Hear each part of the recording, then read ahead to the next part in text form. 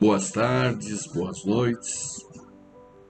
Dando continuidade à leitura do livro A Caminho da Luz, nesse derradeiro capítulo lido na semana passada, até praticamente metade, mas que hoje retomaremos em função do intervalo de tempo entre as duas reuniões, trazendo uma lição de fechamento, a qual nós comentaremos ao final. Para tanto, discorreremos de uma forma contínua tudo o que Emmanuel coloca, para que, ao final, possamos refletir nesse instante e nos seguintes sobre o caminho próprio nosso no sentido da luz. Capítulo 25, o Evangelho e o Futuro. Um modesto escorço da história faz entrever os laços eternos que ligam todas as gerações nos surtos evolutivos do planeta. Muita vez, o palco das civilizações foi modificado, sofrendo profundas renovações nos cenários, mas os atores são os mesmos, caminhando nas lutas purificadoras para a perfeição daquele que é a luz do princípio.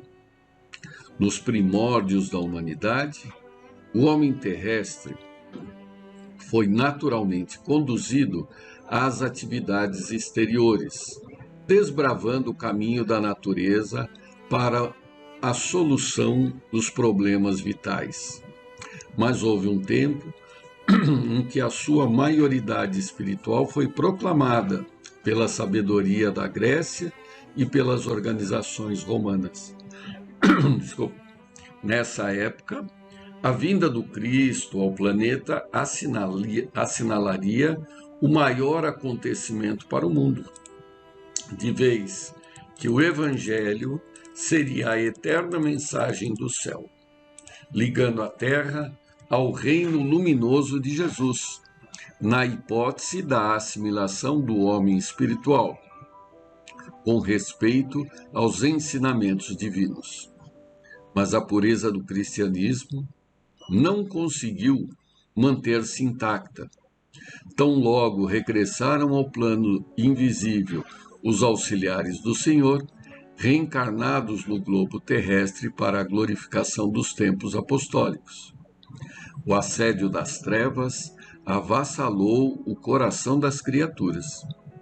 Decorridos 3 séculos da lição santificante de Jesus, surgiram a falsidade e a má-fé, adaptando-se às conveniências dos poderes políticos do mundo, desvirtuando-se-lhe todos os princípios por favorecer doutrinas de violência oficializada.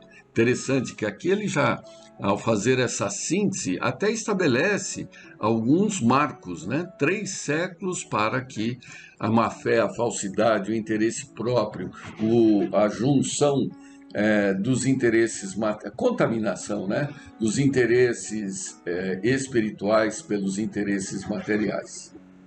E caso tenhamos algumas dúvidas, temos o próprio livro aqui para retornar e identificar a que momento ele está se referindo.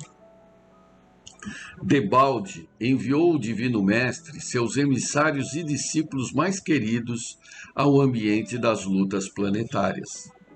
Quando não foram trucidados pelas multidões delinquentes ou pelos verdugos das consciências, foram obrigados a capitular diante da ignorância, esperando o juízo longínquo da posteridade.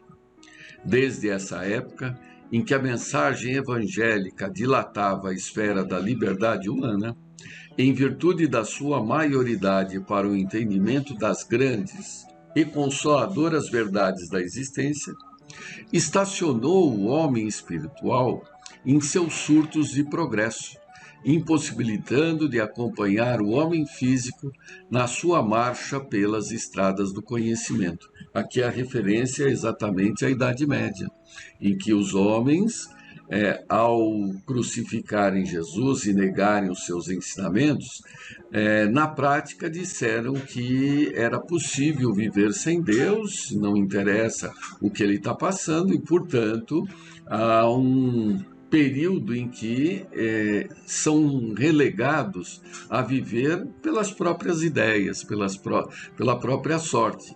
E isso só acarretou um isolamento geográfico nos seus feudos, o corte dos intercâmbios, das trocas das ideias e um estacionamento dentro do desenvolvimento da própria humanidade.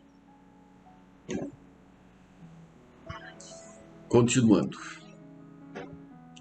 Desde essa época em que a mensagem evangélica dilatava a esfera da liberdade humana, em virtude da sua maturidade para o entendimento das grandes e consoladoras verdades da existência, isso acabamos de ler, estacionou o homem espiritual em seus surtos de progresso, impossibilitado de acompanhar o homem físico na sua marcha pelas estradas do conhecimento.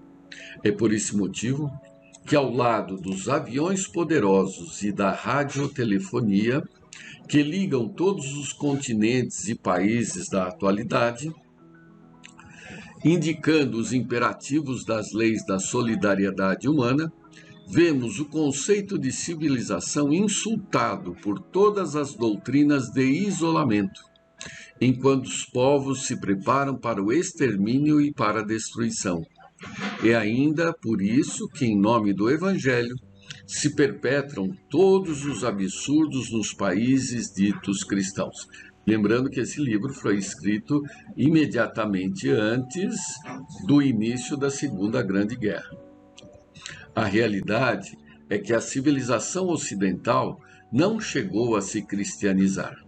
Na França temos a guilhotina, a forca na Inglaterra, o machado na Alemanha e a cadeira elétrica na própria América da Fraternidade e da Concórdia. Isso para nos referirmos tão somente às nações supercivilizadas do planeta. A Itália não realizou a sua agressão à Abissínia em nome da civilização cristã do Ocidente? Não foi em nome do Evangelho que os padres italianos abençoaram os canhões e as metralhadoras da conquista? Em nome do Cristo, espalharam-se nesses 20 séculos todas as discórdias e todas as amarguras do mundo. Mas é chegado o tempo de um reajustamento de todos os valores humanos. Se as dolorosas expiações coletivas preludiam a época dos últimos ais do Apocalipse, a espiritualidade tem de se penetrar às realizações do homem físico, conduzindo-as para o bem de toda a humanidade. O Espiritismo, na sua missão de consolador, é o amparo do mundo neste século de declives da sua história. Só ele pode, na sua feição de cristianismo redivivo, salvar as religiões que se apagam entre os choques da força e da ambição, do egoísmo e do domínio, apontando ao homem os seus verdadeiros caminhos. No seu manancial de esclarecimentos, poder-se-á beber a linfa cristalina das verdades consoladoras do céu, preparando-se as almas para a nova era. São chegados os tempos em que as forças do mal serão compelidas a abandonar as suas derradeiras posições de domínio nos ambientes terrestres, e os seus últimos triunfos são bem o penhor de uma reação temerária e infeliz, apressando a realização dos vaticínios sombrios que pesam sobre o império perecível. Ficou claro aqui, né?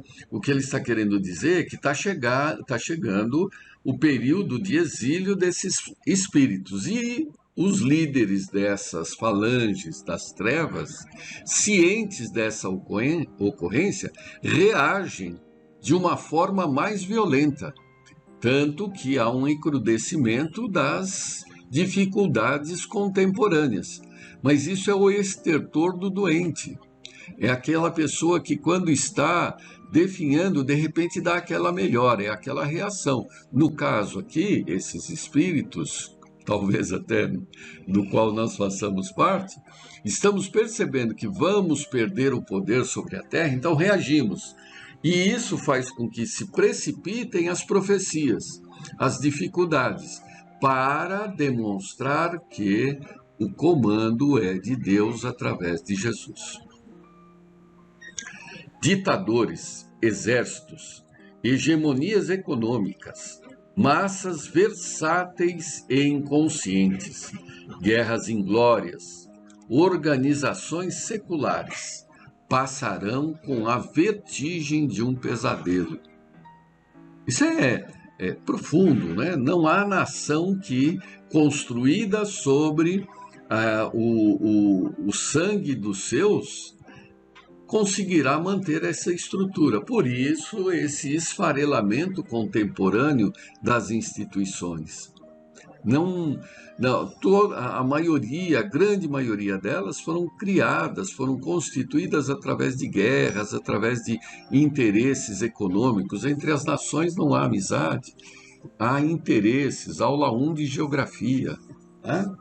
Então, esses interesses que representam o grupo, né? O grupo, aquela nação, aquele grupo daquela nação, tendem a se reestruturar, né? Porque não mais encontrarão espaço para impor as suas ideias. Continua aí, mano. Só para controlar o horário aqui. A vitória da força é uma claridade de fogos de artifício. Toda a realidade é a do Espírito e toda a paz é a do entendimento do reino de Deus e de sua justiça. E aqui começamos o ineditismo, né? Na semana passada chegamos até aqui. O século que passa efetuará a divisão das ovelhas do imenso rebanho. O cajado do pastor conduzirá o sofrimento na tarefa penosa da escolha, e a dor se incumbirá do trabalho que os homens não aceitaram por amor. Uma tempestade de amarguras varrerá toda a terra. Os filhos da Jerusalém de todos os séculos devem chorar, contemplando essas chuvas de lágrimas e de sangue que rebentarão das nuvens pesadas de suas consciências enegrecidas. Condenada pelas sentenças irrevogáveis de seus erros sociais e políticos, a superioridade europeia desaparecerá para sempre, como o Império Romano, entregando à América o fruto das suas experiências com vistas à civilização do porvir. Vejam, olha que interessante. Isto ele falou, Emmanuel falou imediatamente antes da Segunda Guerra. Nós ainda não estudamos o suficiente, mas até o início da Segunda Guerra, os Estados Unidos não eram a potência que hoje é, né? Eles tinham um papel ainda de coadjuvante dentro do mundo, né? Da ordem mundial, os valores, a economia. A Europa ainda detinha o cetro de líder do mundo através dos países França, Inglaterra, Alemanha, né? Eles quem detinham a luz econômica do planeta. Depois, ao final da Segunda Guerra, é que os Estados Unidos sim se impõem como o grande líder do mundo, a nação economicamente seguida, né? E, curiosamente, após a Segunda Guerra, terminou a Segunda Guerra, vocês lembram lá da escola, né? Os americanos prepararam um plano Marshall, né? O plano Marshall era o de recuperação dos inimigos, recuperação econômica dos países inimigos, que eram Alemanha, Itália e Japão, né? Porque os aliados ganharam a guerra e os caras que perderam, né, o que aconteceu? Houve um plano para que eles se recuperassem. Na década de 60, já ressurgiam economicamente Alemanha e Japão como vice-líderes do mundo econômico. O Japão chegou a ser a segunda economia do mundo. A Alemanha hoje participa disso, agora menos, né, com o crescimento da China. Mas vejam, os que perderam a guerra aprenderam com seus erros, trabalharam e se recuperaram primeiro do que os próprios aliados. Muito bem. Vive-se agora, acho que eu parei aqui, vive-se agora na Terra um crepúsculo ao qual sucederá profunda noite, e ao século XX compete a missão do desfecho desses acontecimentos espantosos. Todavia, os operários humildes do Cristo, ouçamos a sua voz no âmago de nossa alma. Bem-aventurados os pobres, porque o reino de Deus lhes pertence. Bem-aventurados os que têm fome de justiça, porque serão saciados. Bem-aventurados os aflitos, porque chegará o dia da consolação. Bem-aventurados os pacíficos, porque irão a Deus. Sim, porque depois da treva surgirá uma nova aurora. Luzes consoladoras envolverão todo o orbe regenerado no batismo do sofrimento. O homem espiritual estará unido ao homem físico para a sua marcha gloriosa no ilimitado. E o espiritismo terá retirado dos seus escombros materiais a alma divina das religiões, que os homens perverteram, ligando-as no abraço acolhedor do cristianismo restaurado. Trabalhemos por Jesus, ainda que a nossa oficina esteja localizada no deserto das consciências. Todos somos dos chamados ao grande labor, e o nosso mais sublime dever é responder aos apelos do escolhido. Revendo os quadros da história do mundo, sentimos um frio cortante neste crepúsculo doloroso da civilização ocidental.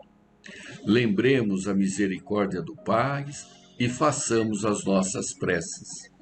A noite não tarda, e no bojo de suas sombras compactas, não nos esqueçamos de Jesus, cuja misericórdia infinita, como sempre, será a claridade imortal da alvorada futura, feita de paz, de fraternidade e de redenção. E aqui termina o livro. Nós somos muito felizes em termos a oportunidade de ler essa obra nos dias de hoje. Escrita há mais de 70 anos, quase 80 anos, somos testemunhas vivas do que foi aqui descrito. Veio a Segunda Grande Guerra, depois a Guerra Fria, depois o desenvolvimento democratizado dos conhecimentos daqueles homens que buscaram a Lua, né? Não sei se de conhecimento comum, mas a NASA, quando ela encerrou o projeto de ir à Lua, muitos engenheiros ficaram desempregados, terminaram os seus jobs. E aí eles iam fazer o quê? Com todo aquele conhecimento que eles adquiriram para levar o homem no projeto Apollo. Então eles começaram a aplicar esses conhecimentos no relógio digital, nas calculadoras, no computador. E assim foi possível, através dessa trilha aparentemente interrompida, trazer toda essa ciência para isso que aqui usamos hoje. Usamos e abusamos. Graças a quê? A tecnologia, graças à resposta a esse otimismo que o cristianismo traz. Os dias de transição já terminaram? Não, mal sabemos em que estágio nos encontramos. haja vista a última pandemia, terminada praticamente pouco mais de um ano, e as coisas pouco mudaram em relação às nações, às diretrizes dos povos. Poder-se-á esperar problemas mais complicados? Talvez sim, provavelmente sim. Mas para nós que já raciocinamos através dessas informações, devemos exemplificar através da fé raciocinada, através da esperança e, por que não dizer, da própria alegria de viver nesse momento, a contagiar esses outros tantos que ainda hesitam em buscar a Deus. Na semana que vem começaremos um outro estudo. Prazer em revê-los e até mais.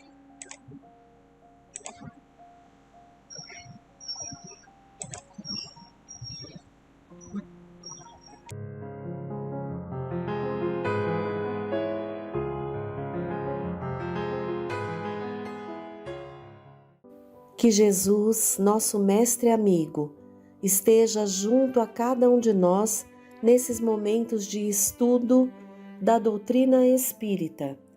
Temos trazido temas sobre a questão da mediunidade, dos fenômenos mediúnicos, e hoje vamos dar continuidade lendo alguns trechos do livro Dos Médiuns por Allan Kardec.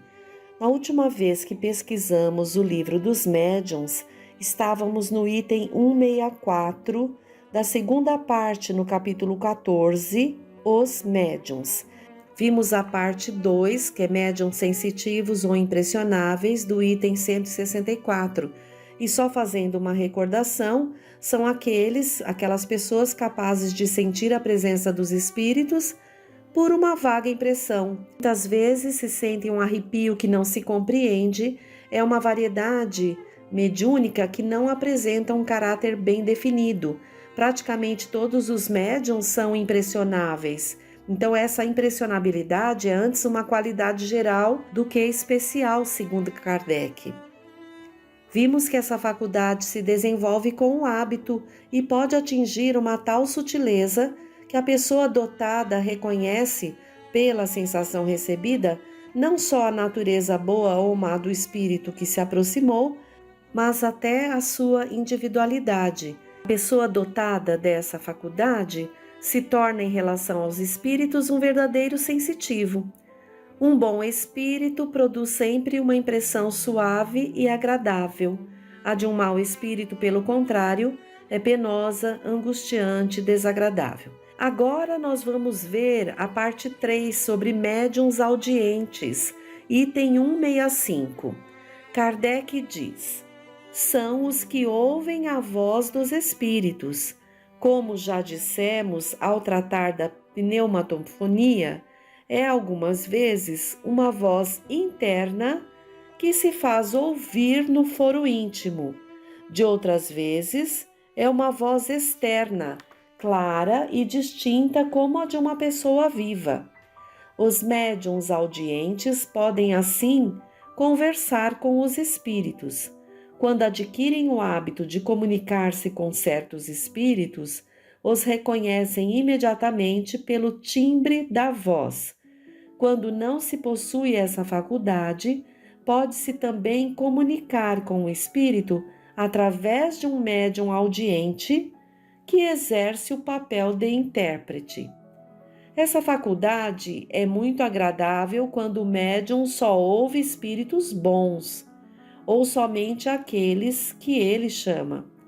Mas não se dá o mesmo quando um espírito mau se apega a ele, fazendo-lhe ouvir a cada minuto as coisas mais desagradáveis e algumas vezes mais inconvenientes.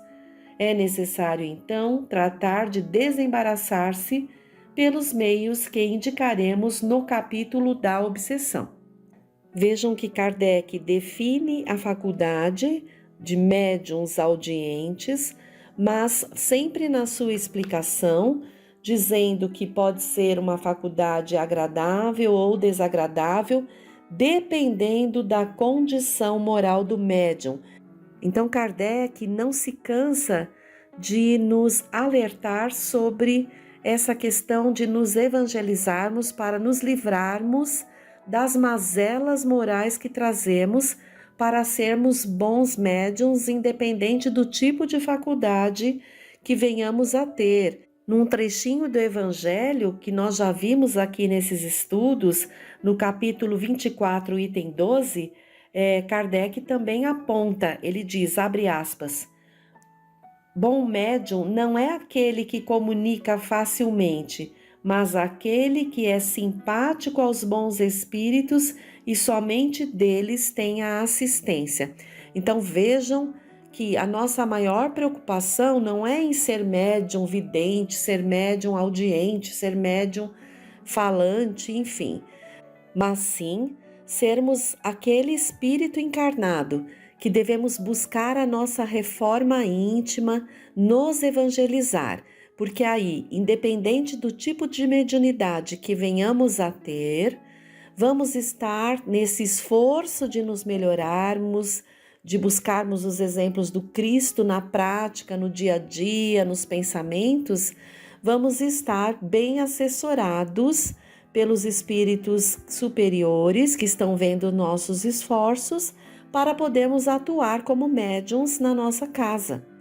Daí a importância do estudo, mas acima de tudo, de nos evangelizarmos, né? Há até um trecho muito importante que diz: amai-vos, eis o primeiro mandamento, instruí-vos, eis o segundo. Fica claro a cada um de nós, se não buscarmos a Jesus, não conseguiremos utilizar a mediunidade de uma forma adequada para servir. Vamos à próxima parte do livro dos médiuns aqui, 4. Médiuns falantes, item 166.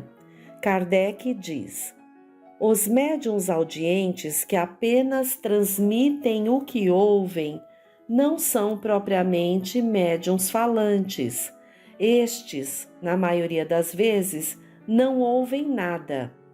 Ao servir-se deles, os espíritos agem sobre os órgãos vocais, como agem sobre as mãos dos médiuns escreventes.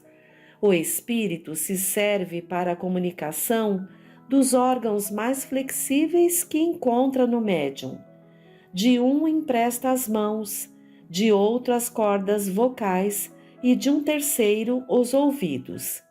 O médium falante, em geral, se exprime sem ter consciência do que diz e quase sempre tratando de assuntos estranhos às suas preocupações habituais, fora de seus conhecimentos e mesmo do alcance de sua inteligência.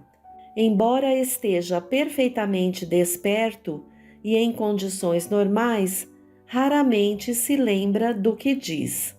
Numa palavra, a voz do médium é apenas um instrumento de que o espírito se serve e com o qual outra pessoa pode conversar com este, como o faz no caso de médium audiente. Mas nem sempre a passividade do médium falante é assim completa. Há os que têm intuição do que estão dizendo no momento em que pronunciam as palavras. Voltaremos a tratar desta variedade quando nos referirmos aos médiuns intuitivos. Vejam que interessante, Kardec já define aqui como médiuns falantes aqueles o qual o espírito se serve para a comunicação através das cordas vocais, não é? Então a gente já sabe que os espíritos utilizam os órgãos mais flexíveis de cada médium para poder se comunicar. No caso dos médiuns falantes, sobre os órgãos vocais é que eles agem. E o médium falante, em geral, não tem consciência do que diz. E às vezes trata de assunto que é estranho ao seu conhecimento. É muito interessante, né? Mas Kardec também diz que há médiuns falantes que têm intuição do que estão dizendo. E aprofundaremos isso um pouquinho mais para frente.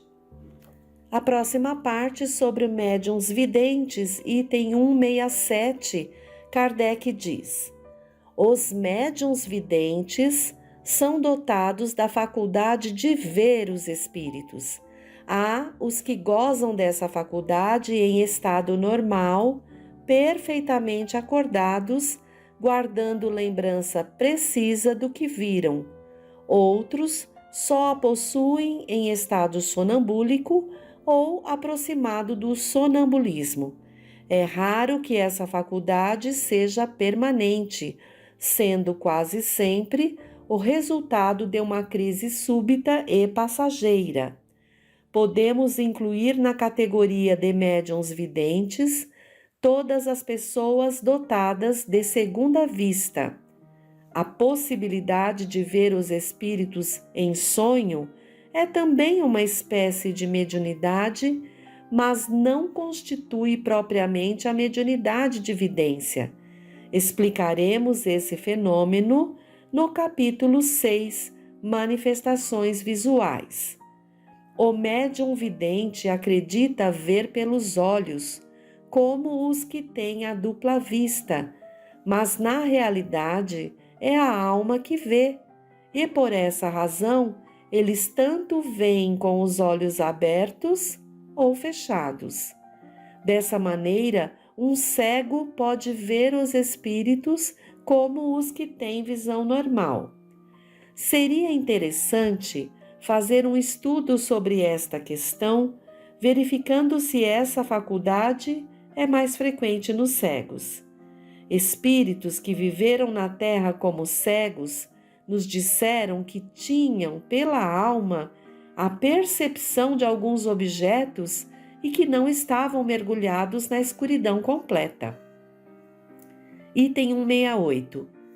Devemos distinguir as aparições acidentais e espontâneas da faculdade propriamente dita de ver os espíritos. As primeiras ocorrem com mais frequência no momento da morte de pessoas amadas ou conhecidas, que vêm advertir-nos de sua passagem para o outro mundo. Há numerosos exemplos de casos dessa espécie, sem falar das ocorrências de visões durante o sono. De outras vezes, são parentes ou amigos que, embora mortos há muito tempo, aparecem para nos avisar de um perigo, dar um conselho ou pedir uma ajuda. Essa ajuda é sempre a execução de um serviço que ele não pôde fazer em vida ou o socorro das preces. Essas aparições constituem fatos isolados, tendo um caráter individual e pessoal. Não constituem, pois, uma faculdade propriamente dita. A faculdade consiste na possibilidade, se não permanente, pelo menos frequente, de ver os espíritos que se aproximam, mesmo que estranhos. É essa faculdade que define o médium vidente. Entre os médiuns videntes, há os que veem somente os espíritos evocados, podendo descrevê-los nos menores detalhes dos seus gestos, da expressão fisionômica, os traços característicos do rosto, as roupas e até mesmo os sentimentos que revelam. Há outros que possuem a faculdade em sentido mais geral, vendo toda a população espírita do ambiente ir e vir, e poderíamos dizer, entregue aos seus afazeres. Item 169. Assistimos certa noite à representação da ópera Oberon ao lado de um excelente médium vidente. Havia no salão grande número de lugares vazios, mas muitos estavam ocupados por espíritos que pareciam acompanhar o espetáculo. Alguns se aproximavam de certos espectadores e pareciam escutar as suas conversas. No palco se passava outra cena. Por trás dos autores, muitos espíritos joviais se divertiam em contracená-los imitando-lhes os gestos de maneira grotesca. Outros mais sérios pareciam inspirar os cantores, esforçando-se por lhes dar mais energia. Um desses mantinha-se junto a uma das principais cantoras. Julgamos as suas intenções um tanto levianas e o evocamos após o baixar das cortinas. Atendeu-nos e provou com severidade o nosso julgamento temerário. Abre aspas. Não sou o que pensas, disse. Sou o seu guia, o seu espírito protetor. Cabe-me dirigi-la, fecha aspas. Após alguns minutos de conversação bastante séria, deixou-nos dizendo, abre aspas, adeus, ela está no seu camarim e preciso velar por ela, fecha aspas. Evocamos depois o espírito de Weber, autor da ópera, e lhe perguntamos o que achava da apresentação. Abre aspas, não foi muito má, respondeu, mas fraca. Os atores cantam eis tudo. Faltou inspiração. Espera, acrescentou. Vou tentar insuflar-lhes um pouco do fogo sagrado. Fecha aspas. Vimo-lo então sobre o palco, pairando acima dos atores. Um eflúvio parecia se derramar dele para os intérpretes, espalhando-se sobre eles. Nesse momento, verificou-se entre eles uma visível recrudescência da energia. Item 170. Eis outro fato que prova a influência dos espíritos sobre os homens, sem que estes o percebam. Assistimos a uma representação teatral com outro médium vidente. Conversando com um espírito espectador, disse-nos ele, estás vendo aquelas duas senhoras sozinhas num camarote de primeira? Pois bem, vou me esforçar para tirá-las do salão. Dito isso, foi colocar-se no camarote das senhoras e começou a falar-lhes. Súbito as duas, que estavam muito atentas ao espetáculo, se olharam, parecendo consultar-se, e a seguir se foram, não voltando mais. O espírito nos fez então um gesto gaiato, significando que cumprira a palavra, mas não o pudemos rever para pedir-lhe maiores explicações. Muitas vezes fomos assim testemunhas do papel que os espíritos exercem entre os vivos. Observamo-los em diversos lugares de reunião, em bailes, concertos, sermões, funerais, núpcias, etc. E em toda parte os encontramos atiçando as más paixões, insuflando a discórdia, excitando as rixas e regozijando-se com suas proezas. Outros, pelo contrário, combatem essa influência perniciosa, mas só raramente são ouvidos. Item 171. A faculdade de ver os espíritos pode, sem dúvida, se desenvolver, mas é uma dessas faculdades cujo desenvolvimento deve processar-se naturalmente, sem que o provoque, se não se quiser expor-se às ilusões da imaginação. Quando temos o germe de uma faculdade, ela se manifesta por si mesma. Devemos, por princípio, contentar-nos com aquelas que Deus nos concedeu, sem procurar o impossível, porque então, querendo ter mais, arrisca-se a perder o que se tem. Quando dissemos que os casos de aparições espontâneas são frequentes, não quisemos dizer que sejam comuns. Quanto aos médiuns videntes propriamente ditos, são ainda mais raros e temos muitas razões para desconfiar dos que pretendem ter essa faculdade.